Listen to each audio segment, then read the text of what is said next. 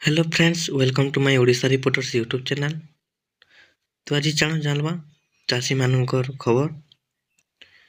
तो डेरी नहीं करी चलो से वीडियो खबर ऊपर फोकस करूं।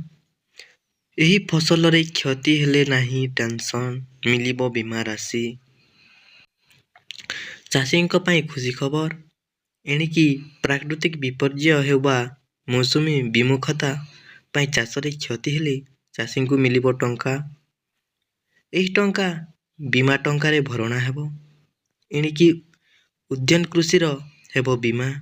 उद्यान कृषि को बीमा रे सामिल करने को सरकार नहीं निष्पत्ति। यही बीमा रे रबी चाष पाई चाषी डिसेम्बर 31 मध्य आवेदन करिपारिबे। चाषी हित दृष्टि यही पदक्षेप नहीं हरियाणा सरकार। राजस्थान उद्यान विभाग तरफ प्रति जिले में रबी ऋतु रे हेउथिबा पिजुली, आंब, बैगण, फूलकोबी, रसुण, टमाटो परी फसल को बीमा रे सामिल करछंती। एथिपाई भारत कृषि बीमा कंपनी लिमिटेड रे 31 डिसेम्बर भितर आवेदन करने को हेबो। चाषी ऑनलाइन रे मध्य आवेदन करि पारिबे। उद्यान चाषर बीमा पाई बीमा राशि 5% प्रीमियम कृषक को देवा को हेबो, जार सीधा लाभ चाषी पाई परिबे। टमाटो पाई बीमा राशि प्रति हेक्टर 76,117 टंका चाषी को मिलिबो। एथिपाई चाषी को प्रीमियम भावे 3,806 टंका पैठ करने को हेबो।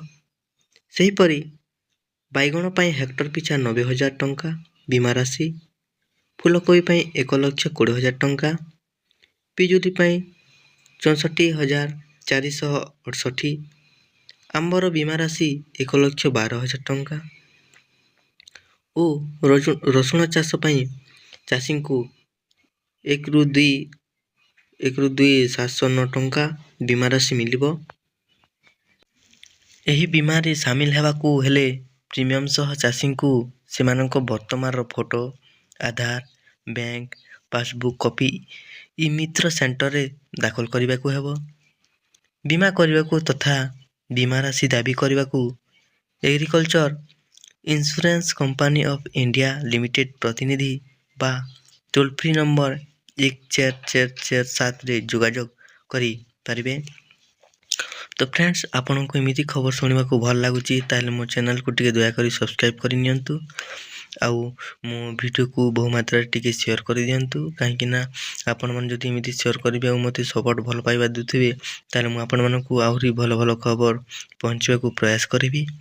तो आपण माने जी भी हो ना आपण मो वीडियो जदि शेष पर्यंत देखिचंती तांकु मु दिल से धन्यवाद जणाउछि।